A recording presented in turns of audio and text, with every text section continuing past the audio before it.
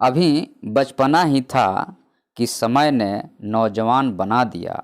अभी बचपना ही था कि समय ने नौजवान बना दिया और दुखों की पहाड़ों से जिंदगी की बगिया को सजा दिया। और दुखों की पहाड़ों से जिंदगी की बगिया को सजा दिया। वह क्या जानती थी कि बचपना क्या होता है। वह क्या जानती थी कि बचपना क्या होता है। तब तक समाज ने उसे माँ बना दिया।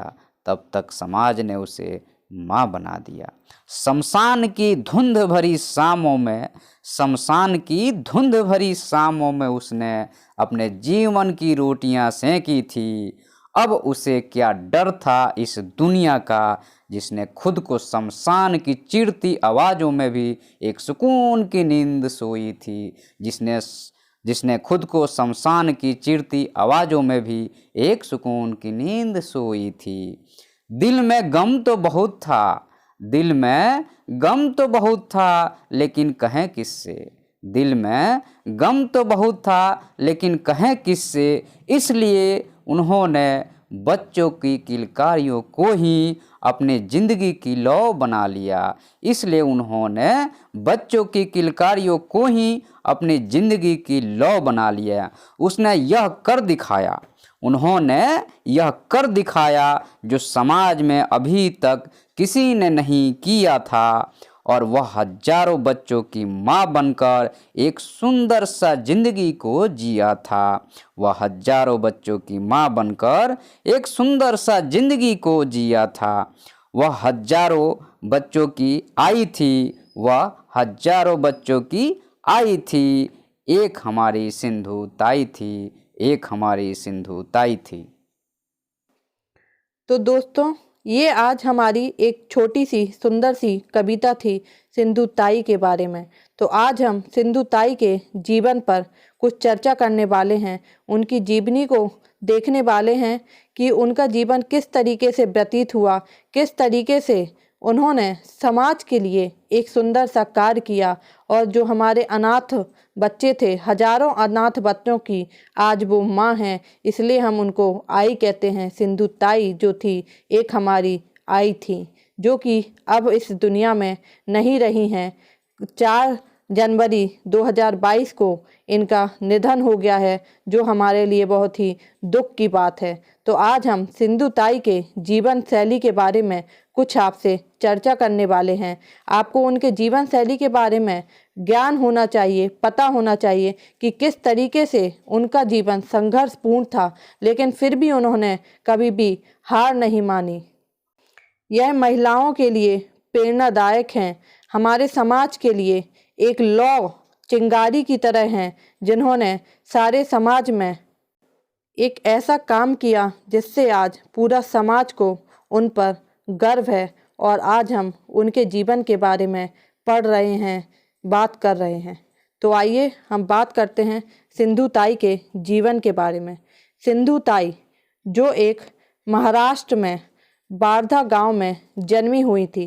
14 नवंबर 1948 को उनका जन्म हुआ। तो ये बहुत ही आश्चर्यजनक बात है, 14 नवंबर को हम बाल दिवस मनाते हैं और आज ये हजारों बच्चों की, हजारों अनाथ बच्चों की माँ है। तो इन्होंने 14 नवंबर को जन्म लिया। बारधा एक हमारी जगह है महाराष्ट्र में, वहाँ पे इनका जन्म हुआ। ये पढ़ने लिखने में बहुत ही अच्छी थी, इनको पढ़ाई का बहुत ही शौक था, लेकिन पढ़ाई इनको करने नहीं दी जाती थी। उस समय के समाज में महिलाएं अगर पढ़ लिख जाएं तो ये समाज के लिए बहुत ही अभिशाप माना जाता था। वह सोचते थे कि महिलाएं पढ़ लिख के क्या करेंगी, महिलाओं को पढ़ना लिखना नहीं चाहिए। तो 4वीं क्लास तक इन्होंने अपनी शिक्षा ली। उसके बाद इनके माता पिता ने इनकी शादी कर दी। जब यह महज 9 साल की थी तब इनकी शादी हो गई। इनके पति जो थे वो गायों को चराते थे, उनकी बहुत बड़ी गौशाला थी, बहुत सारी गायें थीं। तो सिंधु ताई भी उनके घर जाकर वही कार्य करने लगी। तो गायों का जो गोबर होता है वह चाहती थी कि जो बड़े लोग थे वह उसको खरीदें और उससे उन्हें कुछ पैसा मिले। तो इन्होंने एक बार बहुत लड़ाई की। वहाँ के जो कलेक्टर थे उनसे बहुत इनकी बहस हुई और ये चाहती थी कि इन्हें जो गोबर होता है उसका कुछ पैसा मिले। तो यह लड़ाई जीती भी और इससे उनको बहुत ही फायदा हुआ, परंतु कुछ लोग इनसे जलने लगे। सिंधु ताई इस समय 20 वर्ष की थी और वह प्रेग्नेंट भी थी।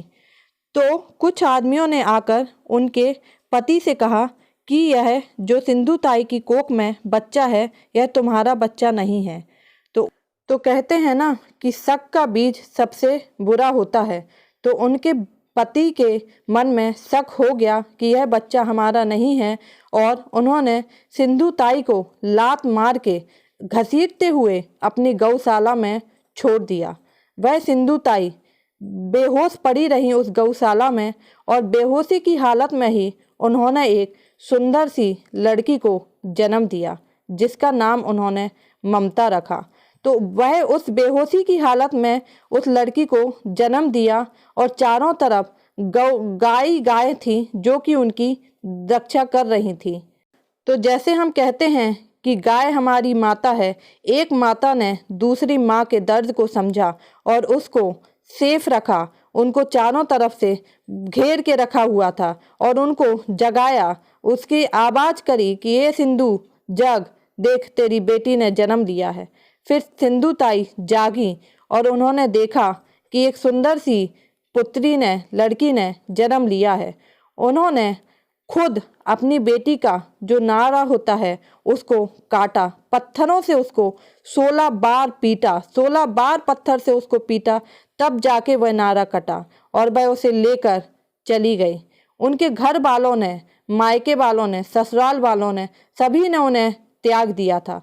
पति ने शक के चक्कर में उनको छोड़ दिया और उनकी जो माता थी वह उनसे ज़्यादा प्यार नहीं करती थी। पिताजी उनसे बहुत प्यार करते थे परंतु उनका बहुत ही पहले देहांत हो गया था। तो वह जाती तो कहाँ जाती, वह दर दर भटकी, रेलवे स्टेशनों पे गई,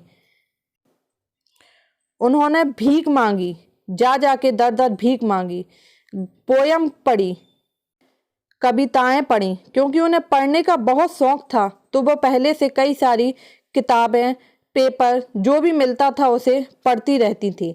तो उनके अंदर से कविताएं निकलती थीं। उनकी आवाज़ बहुत ही सुंदर थी, वह गाना भी गाती थी, कविताएं पढ़ती थी। यह सब करके ही वह अपना गुजारा करती थी, भीख मांगती थी और उससे जो भी मिलता था उससे अपने बच्चे का पेट भरती थी, खुद का पेट भरती थी और जो और गरीब लोग थे उन्हें जो भी दिखता था वह उसके साथ भी बांट लेती थी। चाहे उनके लिए कुछ बचे या ना बचे, वह दूसरे के लिए हमेशा समर्पित रहती थी। वह शमशान में जाके रहती थी। शमशान में जो आग जलती है उस पर उन्होंने रोटियां सेकी हैं और अपना जीवन व्यतीत किया। तो आप सोच सकते हैं, समझ सकते हैं कि किस तरह का उनका जीवन था। शमशान में जाके कोई रह सकता है क्या? बट उन्होंने शमशान में जाके अपने जीवन को व्यतीत किया। उन्होंने कभी भी अपने जीवन से हार नहीं मानी और वह आगे बढ़ती गई। जो भी अनाथ बच्चा मिलता था वह उसे अपनी कोख में ले लेती थी, अपनी गोद में ले लेती थी और उसको अपने साथ ही लेते जाती थी। उन्होंने कई हजारों बच्चों को पाला है, इसलिए आज हम उन्हें आई कहते हैं। हजारों बच्चों की आई हैं वह उन अनाथ बच्चों को लेकर जहाँ भी उन्हें ठिकाना मिलता था वहीं चली जाती थी और धीरे धीरे यह बच्चे इकट्ठे होते गए।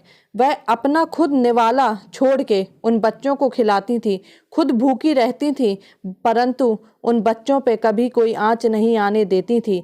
उनकी उन्होंने पूरी देखभाल की और धीरे धीरे करते हुए इसी तरीके से उनका जीवन व्यतीत होने लगा और उन्होंने कई सारे ऑर्गेनाइजेशन, कहना चाहिए कि कई सारे हमारे अनाथ आश्रम खोल लिए। अमरावती, वार्धा, गोहा, पुणे, सभी जगह उनके आश्रम खुल गए और वहाँ पे जो भी अनाथ बच्चे रहते थे, जो भी अनाथ मिलता था वो वहाँ पे छोड़ जाता था और सिंधु ताई उनकी देखभाल करती थी। उन्होंने कभी भी किसी बच्चे को अपनाने से मना नहीं किया, यहाँ तक कि उनकी जो खुद की बायोलॉजिकल बेटी थी, जो उनकी बेटी थी ममता, उन्होंने उसको एक दुग्ध से हलवाई जो कि पुणे में थे उसको सौंप दिया ताकि किसी को ये ना लगे कि वह पार्शियलिटी कर रही हैं, कि वह अपनी बेटी के ज़्यादा ध्यान रख रही हैं।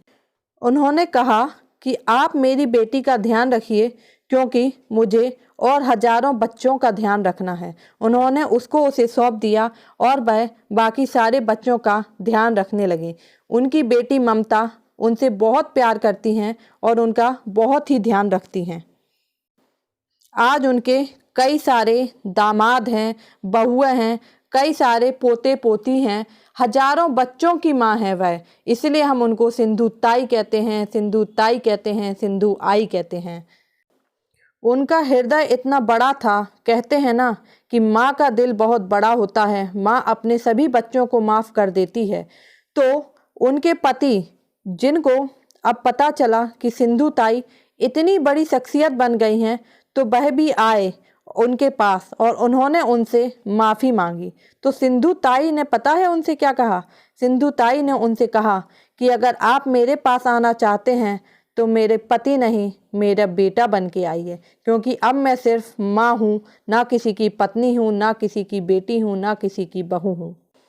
तो 80 साल की उम्र में उनके पति उनके पास उनके बेटे बनकर आए। उन्होंने उनकी बहुत सेवा की, बहुत देखभाल की और 92 साल की उम्र में उनके पति मर गए। जब उनके पति मरे तो उन्होंने कहा, आज मेरा एक शैतान बच्चा इस दुनिया को छोड़ के चला गया है।